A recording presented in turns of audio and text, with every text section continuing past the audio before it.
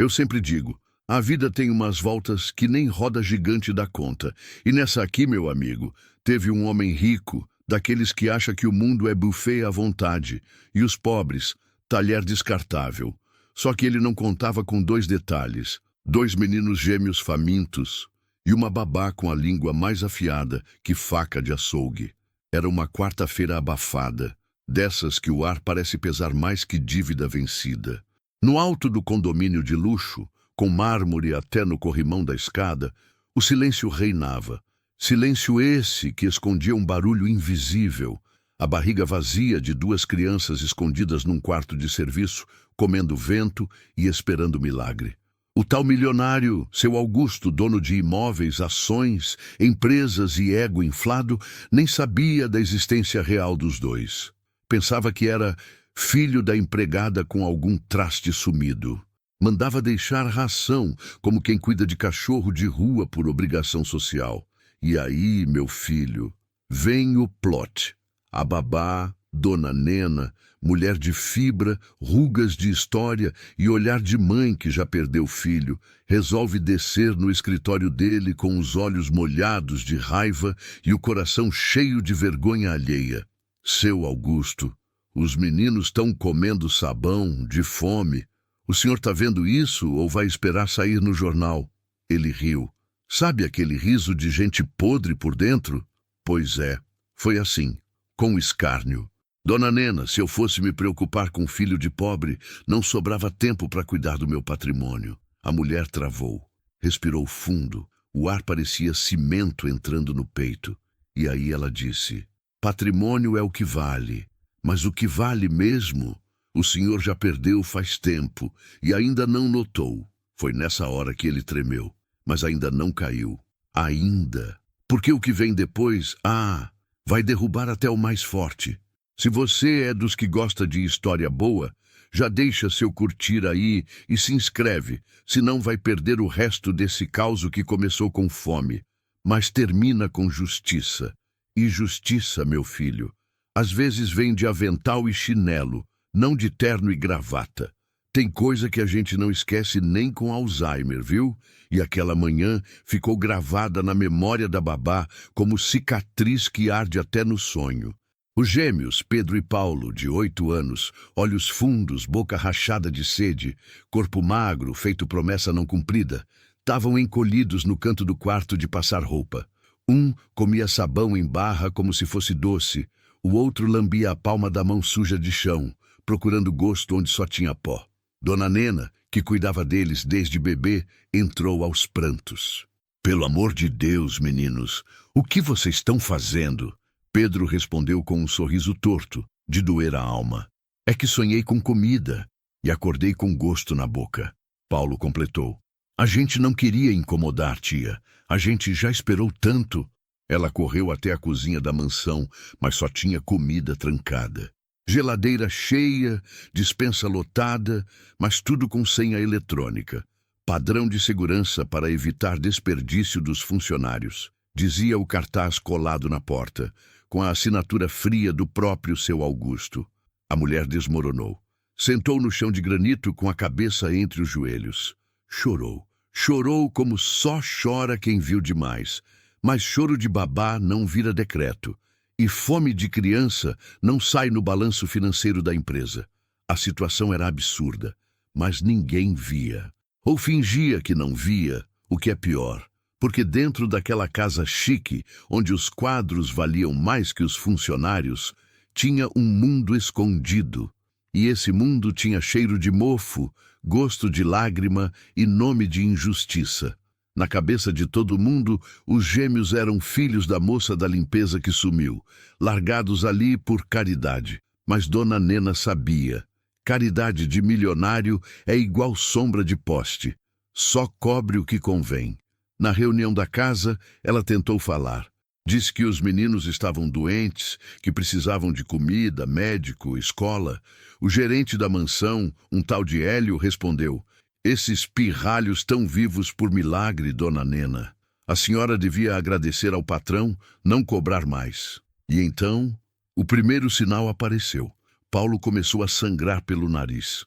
Pedro desmaiou do nada. Foram levados às pressas para a enfermaria particular da mansão. E foi aí que o médico plantonista, ao examinar o prontuário de crianças dependentes da casa, franziu a testa.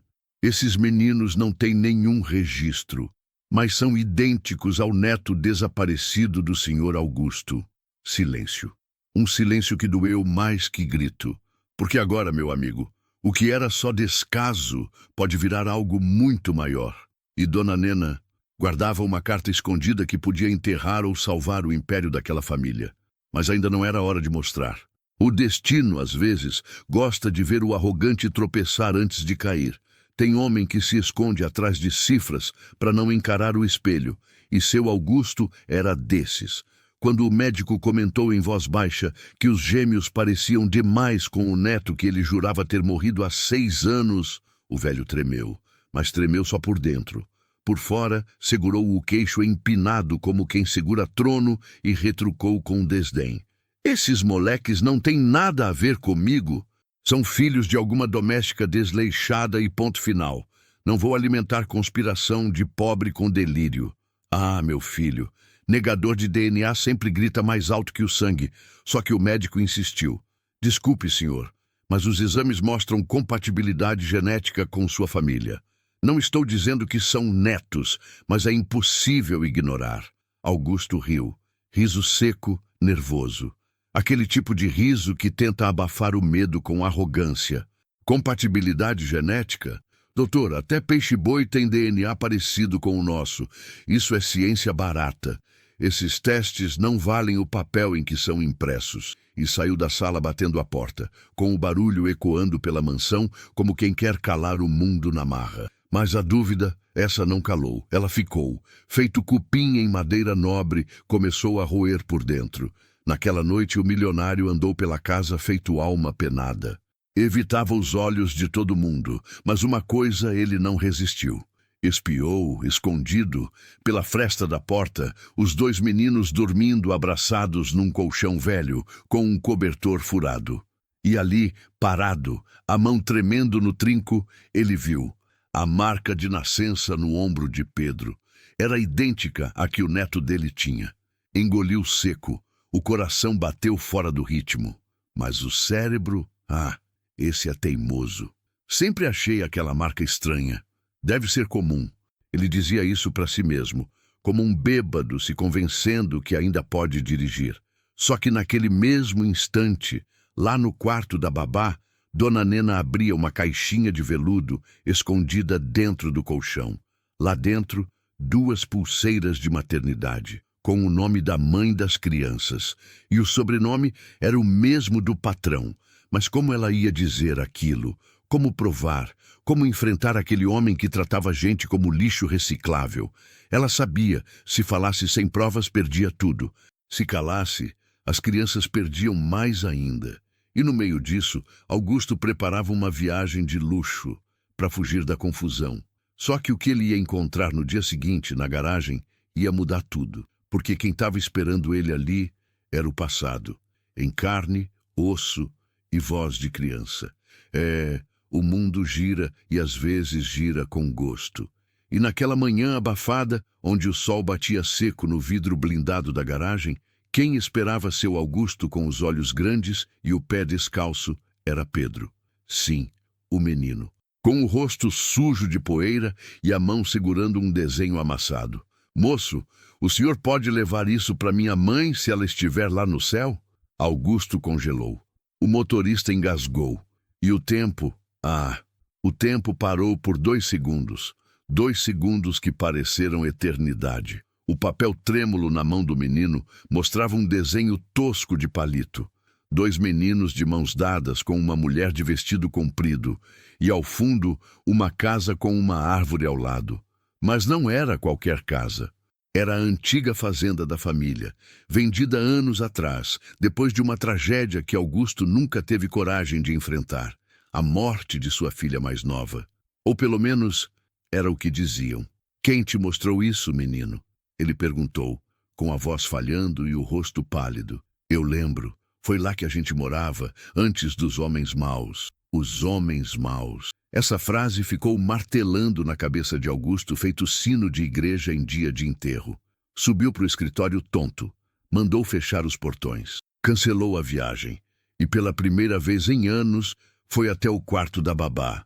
Dona Nena, o que a senhora sabe sobre esses garotos? Ela demorou a responder, respirou fundo, tirou a caixinha de veludo do armário e colocou sobre a mesa como quem entrega uma bomba-relógio. Dentro, as duas pulseirinhas de hospital com os nomes: Pedro e Paulo Gouveia de Almeida. Gouveia de Almeida. O mesmo sobrenome da filha dele, o mesmo dele. Essas pulseiras foram entregues pela sua filha antes dela desaparecer. Ela não morreu, seu Augusto. Ela fugiu grávida, assustada, com medo do Senhor. A mão dele tremeu, a pele perdeu cor, a memória voltou como um raio em céu limpo. A discussão, o tapa, a porta batida. A última vez que ele viu a filha com os olhos cheios d'água e a barriga começando a despontar. Ela me odiava. Ela tinha medo, porque o Senhor jurou que não ia deixar bastardo manchar o nome da família. A frase bateu como pedrada. O império do orgulho começou a ruir em silêncio. Mas o pior ainda estava por vir, porque naquela noite, enquanto Augusto chorava escondido no banheiro, uma carta antiga caiu do armário de Nena, assinada à mão, pela própria filha dele, e nela uma revelação que ia rasgar o coração do velho em dois. Dizem que quem procura acha, mas ninguém avisa que o que a gente acha pode ser pior do que o que perdeu. E quando seu Augusto leu aquela carta, meu filho, foi como se tivesse levado um tiro que não sangra por fora, mas arrebenta por dentro. A letra tremida da filha dizia: Pai, se você estiver lendo isso, é porque ou me achou, ou me destruiu. Eu fugi porque amava, porque o pai dos meus filhos era pobre. E o Senhor preferiu manter o nome limpo do que a família unida. Mas se um dia esses meninos voltarem para essa casa, trate eles com a dignidade que eu nunca tive. A lágrima caiu, a primeira em anos. E não foi por dor, foi por vergonha. Na manhã seguinte, Augusto fez algo que nunca pensou que faria. Foi até a delegacia. Queria registrar os meninos, assumir, talvez até contar a verdade. Mas ironia do destino, a justiça, essa senhora cega, estava de olhos bem fechados para o coração. A delegada, mulher fria, de carreira, ouviu tudo em silêncio. Depois disse: Seu Augusto, o senhor está confessando que ocultou o paradeiro de duas crianças sem registro legal? Isso é crime.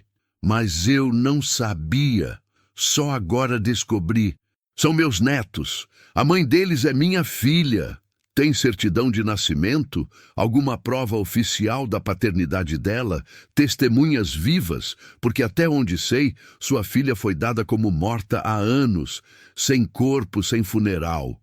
Ela escreveu essa carta? Olha, carta não é documento. O senhor está me dizendo que 2 menores estão vivendo sob sua tutela sem nenhum respaldo legal.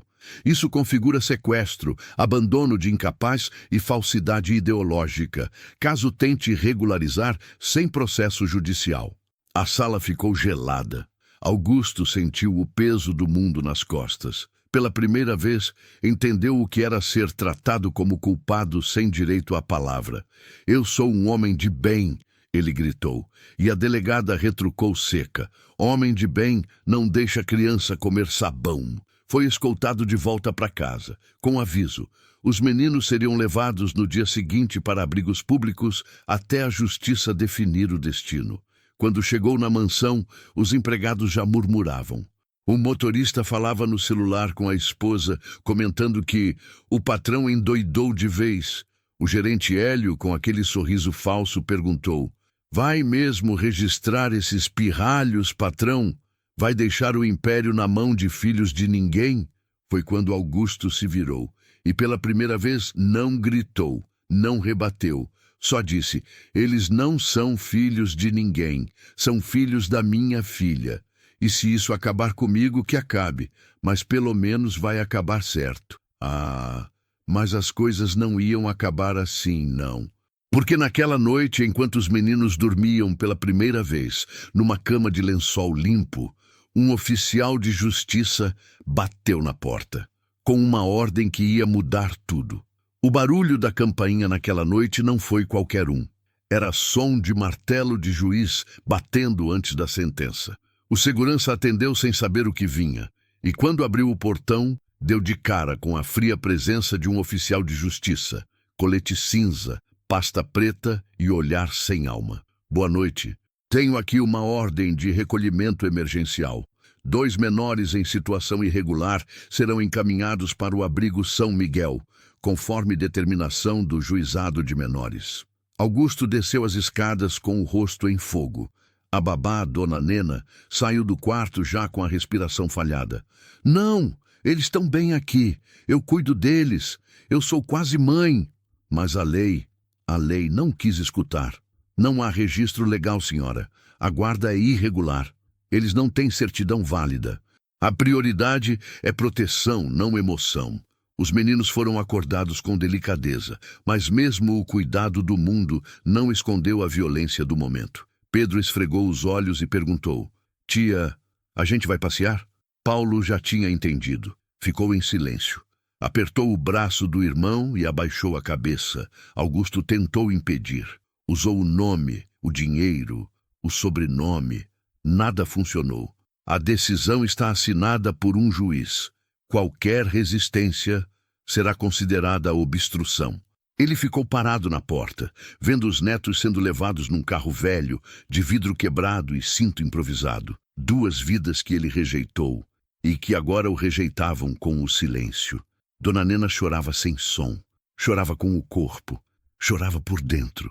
Tinha tentado tudo e falhado. Augusto entrou em casa, atordoado, trancou-se no escritório, bebeu, atirou uma garrafa contra o espelho, olhou o reflexo partido e, pela primeira vez, disse em voz alta: Eles são meus netos.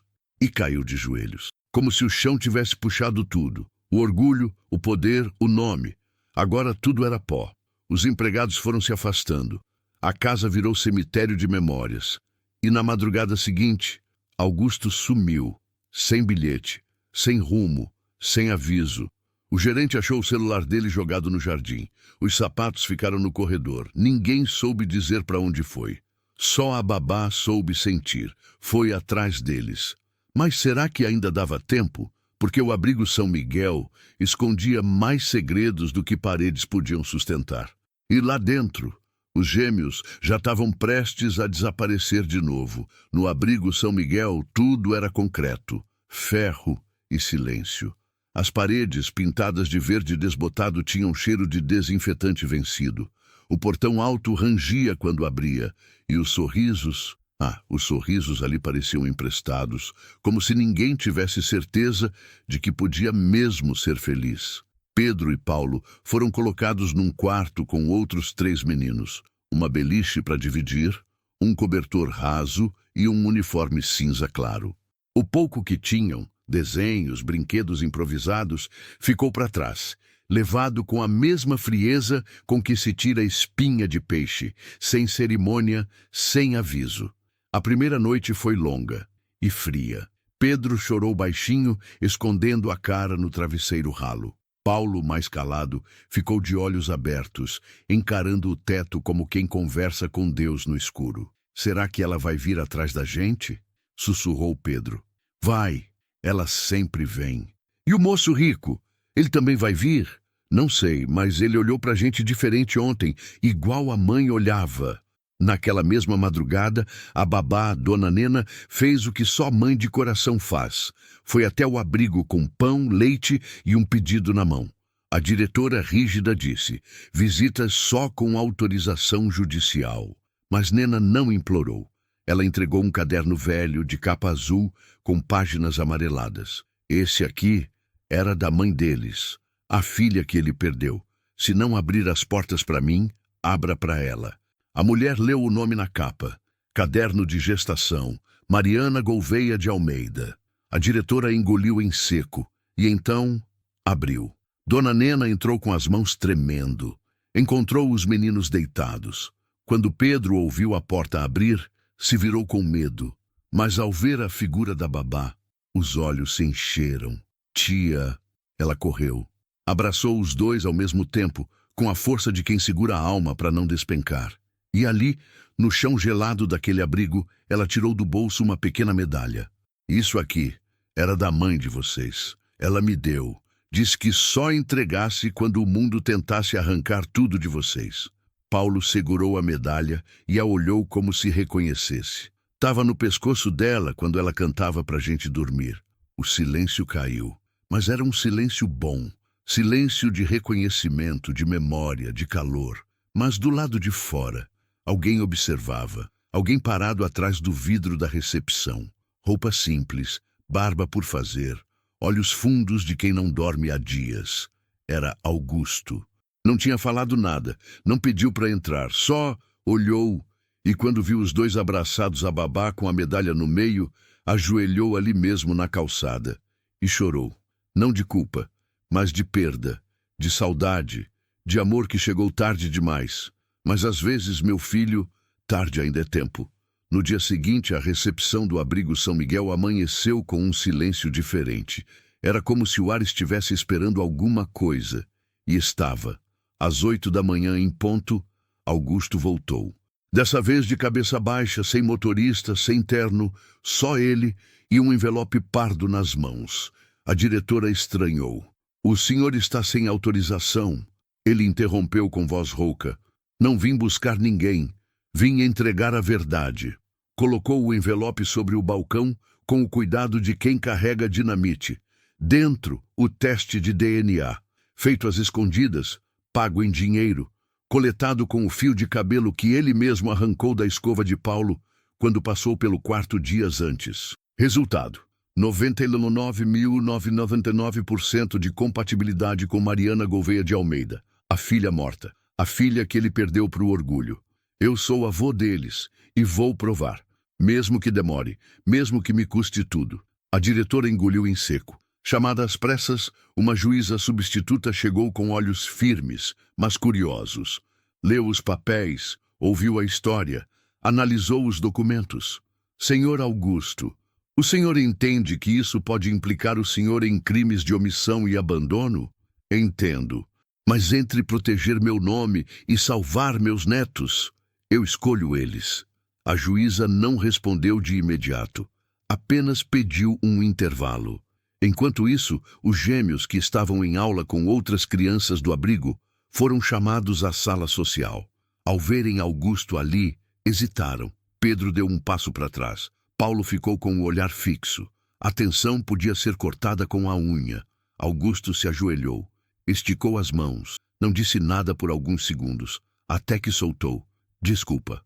Um sussurro. "Desculpa por não ter te visto, Pedro. Por não ter ouvido, Paulo. Por ter amado mais o orgulho do que o sangue. A mãe de vocês era minha menina, e eu a perdi porque quis parecer forte. Mas hoje, o que eu quero mesmo é só tentar começar de novo. Nem que seja só com um abraço." Pedro correu primeiro, com um choro rasgado. Paulo demorou, mas foi. Juntos se jogaram nos braços do homem que, apesar de tudo, ainda podia ser alguma coisa. A juíza viu a cena pela câmera da sala e decidiu: "Concedo a guarda provisória aos cuidados da senhora Nena, com supervisão assistida do senhor Augusto. O processo de reconhecimento será aberto, mas o mais importante é que eles estejam juntos." E ali, naquele mesmo abrigo onde tantos só viam dor, começou-se a costurar um novo pedaço de história. Não era o fim da batalha, mas era o início da justiça. E justiça, meu filho, quando vem pela verdade, pode demorar, mas nunca falha. Passaram-se 2 meses desde a decisão judicial. 2 meses que pareceram 2 anos no coração de quem tenta todos os dias reconstruir o que foi quebrado pelo silêncio e pela soberba. A mansão do Augusto continuava lá, grande, rica, mas estranha, como se cada parede guardasse um grito abafado. Ele mesmo já não dormia mais no quarto de cima, se mudou para o antigo quarto de hóspedes, do lado oposto da casa. Disse que era mais prático, mas no fundo era penitência. Já os meninos... os meninos agora tinham nome no papel. Pedro Gouveia de Almeida, Paulo Gouveia de Almeida. Receberam as certidões novas das mãos da juíza, com Dona Nena ao lado, segurando como quem segura um pedaço da alma. Choraram ao ver os nomes da mãe no documento. E choraram de novo quando souberam que ela havia deixado um testamento simples, escrito num caderno escolar, entregando a guarda deles à babá, caso algo acontecesse. O testamento não tinha valor legal, mas teve valor simbólico o suficiente para comover o tribunal. Dona Nena, agora reconhecida como tutora afetiva legal, montou um quartinho nos fundos da casa principal. Recusou morar dentro, disse que queria espaço, mas todos sabiam. Era ali que o amor morava, e era ali que os meninos dormiam melhor. Augusto, pela primeira vez, começou a aprender, não a mandar, mas a perguntar. Aprendeu a fazer arroz sem deixar empapar, a dobrar o uniforme escolar, a buscar no colégio sem motorista, e a ouvir histórias de heróis inventados por crianças que tinham sobrevivido ao abandono. Fez mais. Vendeu um dos apartamentos de luxo em seu nome e, com o valor, fundou o Instituto Mariana, um espaço comunitário para atender crianças órfãs e em situação de rua, oferecendo comida, abrigo e, mais importante, afeto. Nome da filha gravado em bronze na entrada.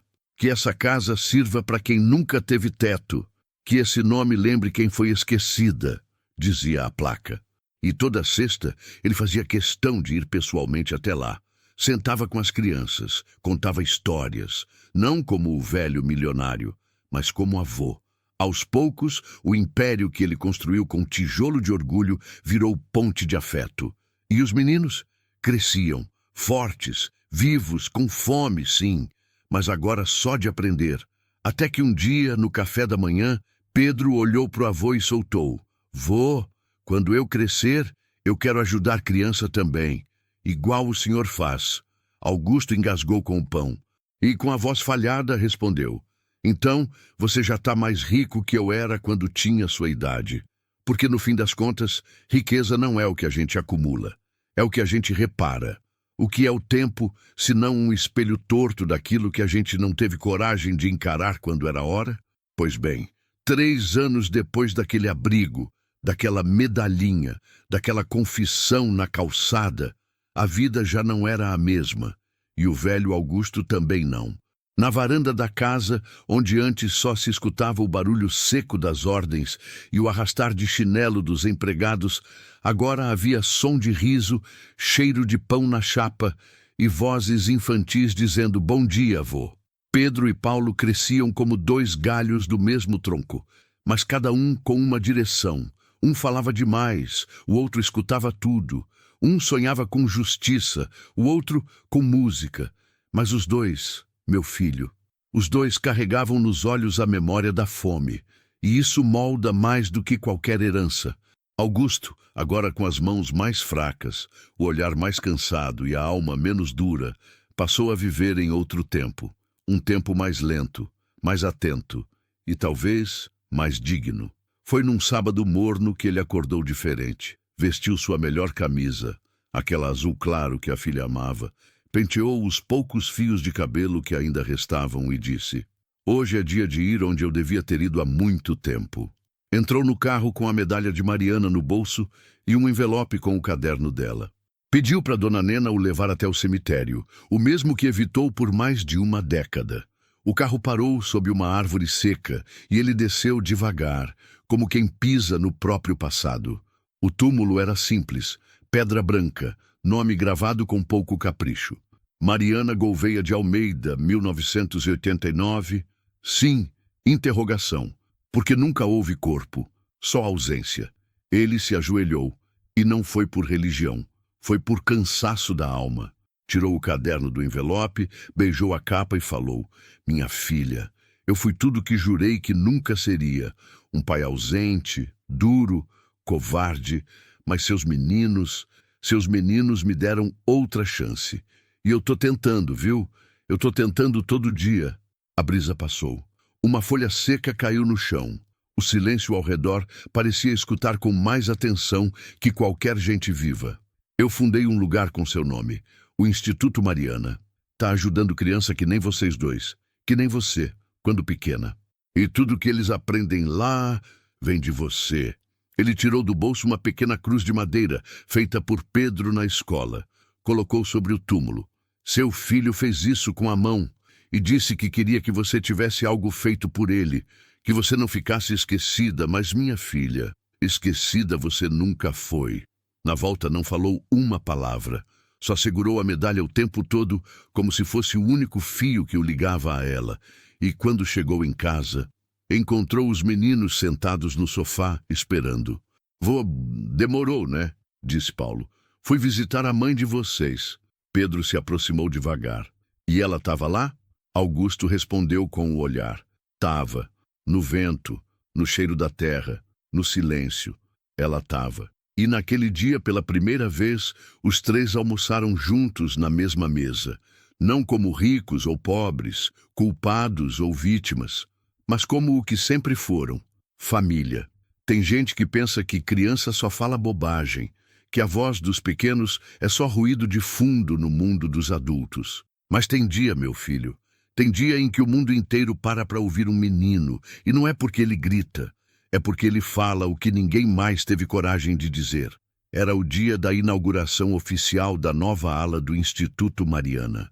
Um prédio novo, bonito, com janelas grandes, biblioteca colorida, brinquedoteca e uma cozinha comunitária cheirando a pão assado. Um lugar feito para criança ser criança. E mais, para mãe sem chão ter onde pôr os pés. Repórter de TV chegou cedo. Vereador engravatado, padre, professor, até juiz aposentado apareceram.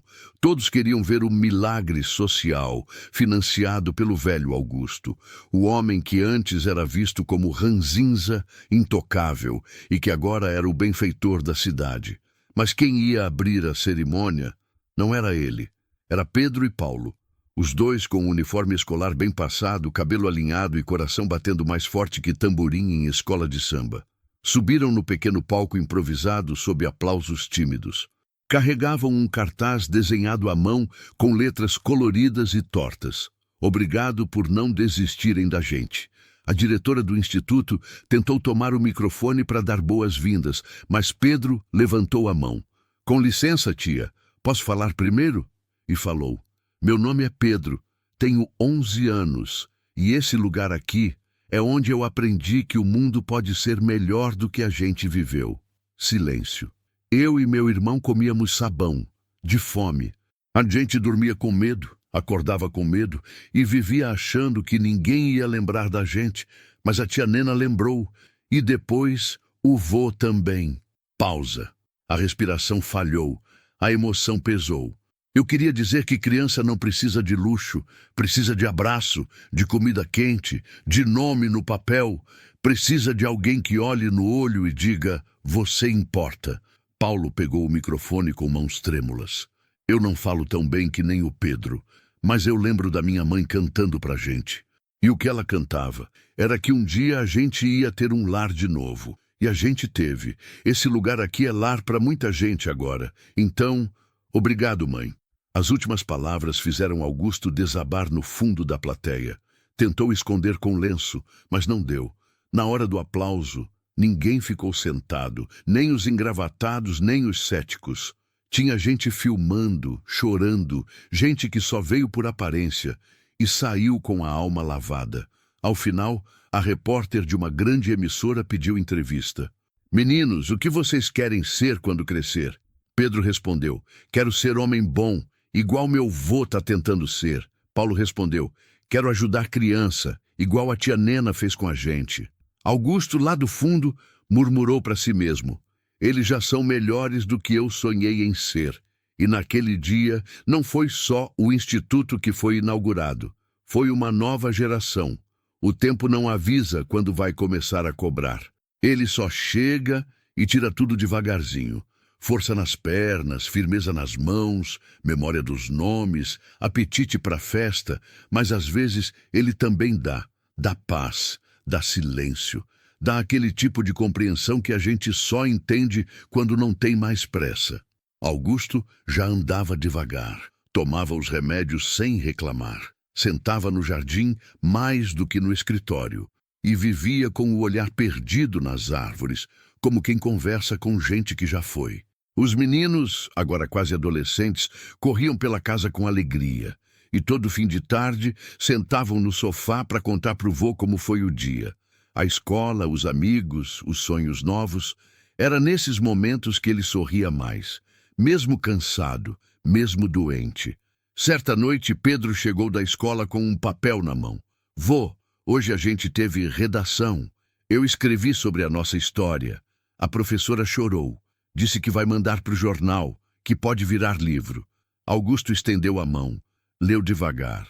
E quando terminou, olhou para o neto com olhos rasos d'água. Então escreve bonito, meu filho, mas não me coloca como herói, não. O herói foi quem amou vocês quando eu ainda nem me amava. Depois disso, levantou com dificuldade e foi para o quarto. Mas naquela noite, não dormiu ali.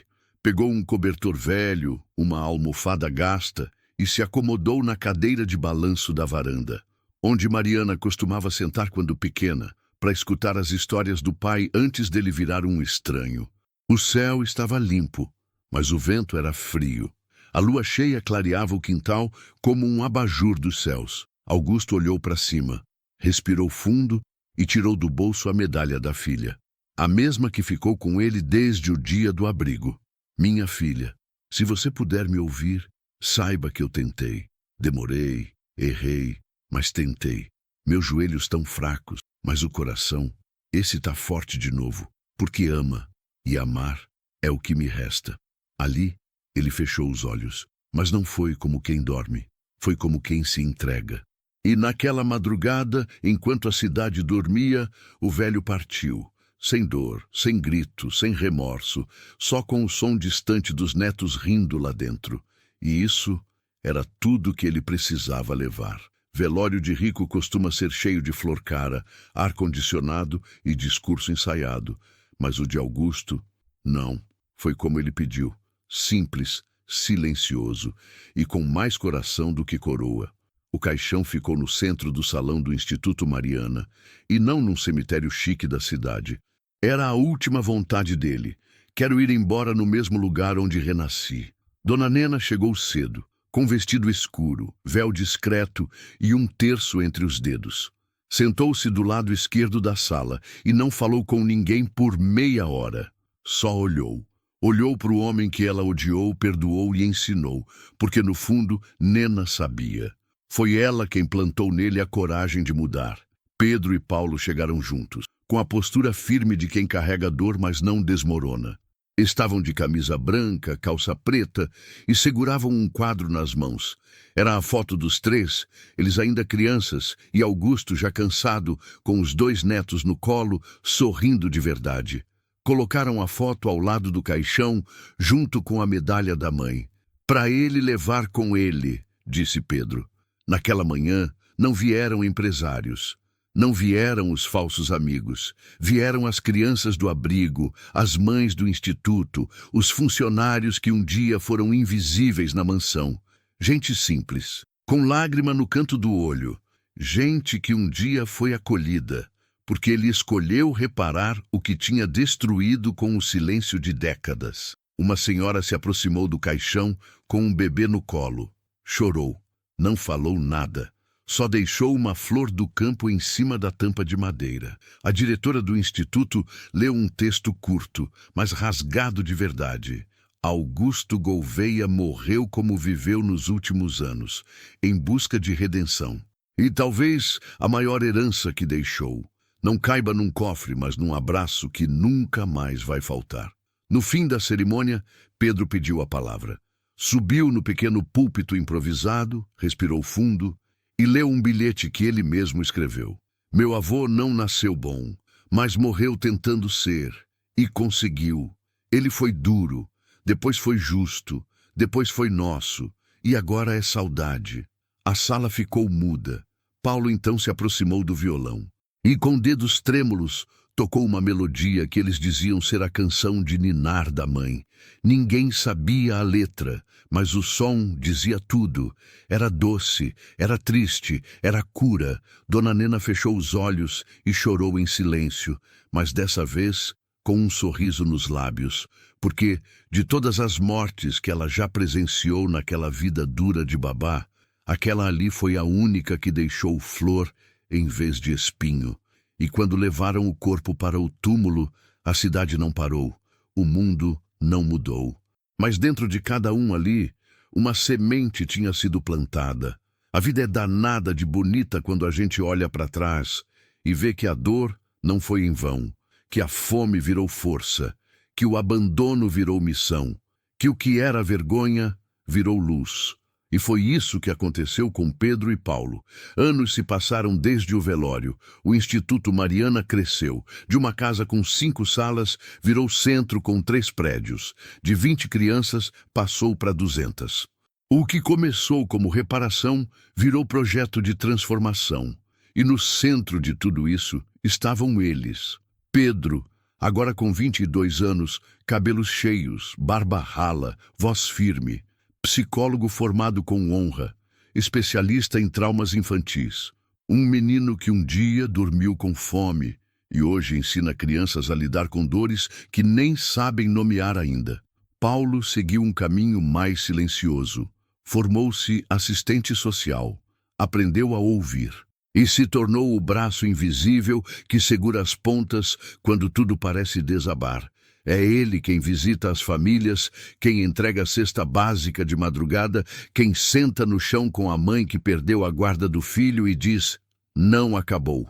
Certa tarde, durante uma entrevista para um documentário sobre o Instituto, uma repórter perguntou: vocês têm ideia da força simbólica que representam hoje? Pedro sorriu, sem arrogância. A gente só é quem é porque alguém acreditou quando todo mundo virou o rosto. E porque teve uma mulher, Dona Nena, que não nos deu só comida. Deu nome, deu chão, deu verdade. Paulo completou. E porque teve um homem que errou feio, mas que teve coragem de pedir perdão em voz alta. Isso muda tudo. No final da entrevista, foram levados até uma ala recém-inaugurada do Instituto. A placa ainda coberta por um pano. A diretora puxou com cuidado. Espaço Dona Nena. Centro de afeto e proteção. Ali dentro, salas com psicólogos, terapeutas, brinquedos pedagógicos, redes para descanso, livros, flores nos cantos. Um espaço pensado para acolher, não para consertar. Pedro ficou parado diante da placa por alguns segundos. Tocou o nome com a ponta dos dedos e disse baixinho: ela não teve filhos de sangue, mas pariu uma geração inteira de esperança. No mesmo dia, um menino pequeno, magro, olhos fundos, abraçou Paulo no corredor. Tio, você também foi do abrigo? Fui. E ficou tudo bem depois? Paulo ajoelhou, ficou na altura do menino e respondeu: ficou melhor do que eu sonhava. E ali, naquele instante, com um abraço apertado entre passado e presente, ficou claro: o ciclo tinha se quebrado. A miséria não virou destino, virou propósito. A vida é feita de raízes invisíveis. Umas enterram a gente, outras sustentam. O segredo é saber quais são quais. E naquele final de tarde dourado, enquanto o sol pintava de laranja os muros do Instituto Mariana, dava para ver bem o que tinha florescido ali. Não era só um centro social, era um jardim de histórias resgatadas. Pedro caminhava pelo pátio com calma. O celular vibrava no bolso. Mensagens, compromissos, chamadas. Mas ele não atendeu. Parou perto da árvore que haviam plantado anos atrás com as cinzas do avô. Uma jabuticabeira. Os frutos ainda não eram muitos, mas estavam lá. Pequenos, escuros, firmes. Paulo vinha logo atrás com um caderno na mão. Chegou mais uma carta do interior. Uma professora que usou nossa história na sala de aula. Disse que os alunos querem visitar o Instituto. Pedro sorriu. Então vamos receber eles. Quem sabe a gente planta mais alguma semente por aqui. Lá dentro, o Instituto fervilhava. Crianças rindo, oficinas acontecendo, adolescentes aprendendo a cozinhar, a pintar, a cuidar dos outros. Cada canto da construção carregava o nome de alguém que um dia foi invisível. O salão principal chamava-se Sala Mariana.